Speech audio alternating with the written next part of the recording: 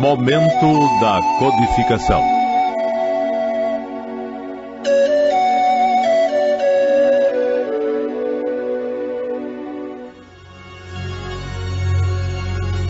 Hoje nós vamos começar um novo item, do Livro dos Espíritos, que está justamente inserido no capítulo 8º da segunda parte cujo título é Mundo Espírito dos Espíritos, e o capítulo 8º, Emancipação da Alma. Hoje, o nosso tema, o tema que nós iremos conversar, é um tema longo, é apenas um item 455, que fala sobre o resumo, no item 8º, resumo teórico do sonambulismo, do êxtase e da dupla vista. Nós iremos lendo e iremos comentando, porque não dá para terminar num programa só. Então, a questão 455, assim se expressa Allan Kardec. Os fenômenos do sonambulismo natural se produzem espontaneamente e independem de qualquer causa exterior conhecida.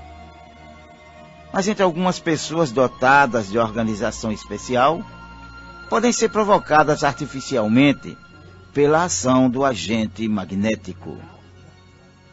O estado designado pelo nome de sonambulismo magnético não difere do sonambulismo natural, senão pelo fato de ser provocado, enquanto o outro é espontâneo.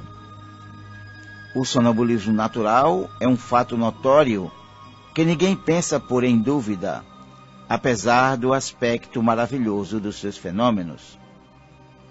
Que haveria, pois, de mais extraordinário ou de mais irracional no sonambulismo magnético, por ser ele produzido artificialmente, como tantas outras coisas? Dizem que os charlatães o têm explorado, mas uma razão para que não seja deixado nas suas mãos. Quando a ciência se tiver apropriado dele, o charlatanismo terá muito menos crédito entre as massas.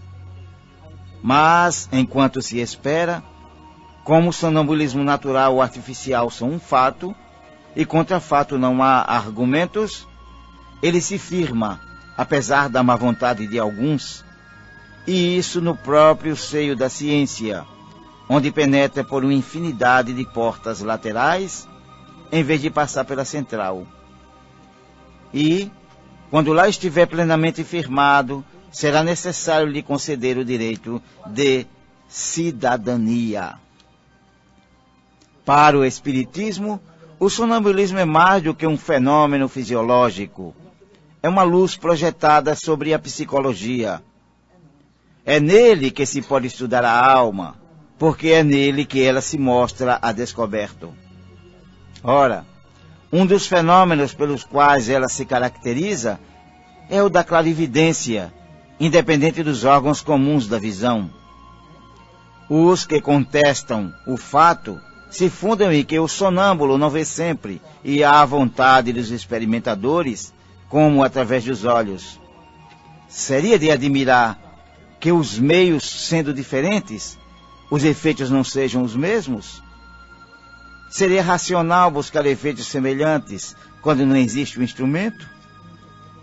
A alma tem as suas propriedades, como os olhos têm as deles. É preciso julgá-los em si mesmos e não por analogia. A causa da clarividência, do sonambulismo magnético e do sonambulismo natural são a mesma, um atributo da alma, uma faculdade inerente a todas as partes do ser incorpóreo que existe em nós e que não tem limites, além dos que são assinalados à própria alma. O sonâmbulo vê em toda parte a que sua alma possa transportar-se qualquer que seja a distância. No caso da visão à distância, o sonâmbulo não vê as coisas do lugar em que se encontra o seu corpo, à semelhança de um efeito telescópico. Ele as vê presentes, como se estivesse no lugar em que elas existem, porque a sua alma lá se encontra realmente. Eis porque o seu corpo fica como aniquilado e privado de sensações, até o momento em que a alma se reapossar dele. Essa separação parcial da alma e do corpo é um estado anormal, que pode ter uma duração mais ou menos longa, mas não indefinida. Essa a causa da fadiga que o corpo experimenta após um certo tempo, sobretudo quando a alma se entrega a um trabalho ativo. Pois é, meus amigos, nós estamos estudando o capítulo 8º, que trata todo ele sobre a emancipação da alma. E nesse item que nós nos encontramos atravessando e explorando, nós vemos Allan Kardec mais uma vez nos colocar a capacidade que tem aqueles que são chamados médiuns de se deslocarem do seu corpo e passearem pelo mundo espiritual, mas de uma maneira consciente, porque essa capacidade todos nós temos.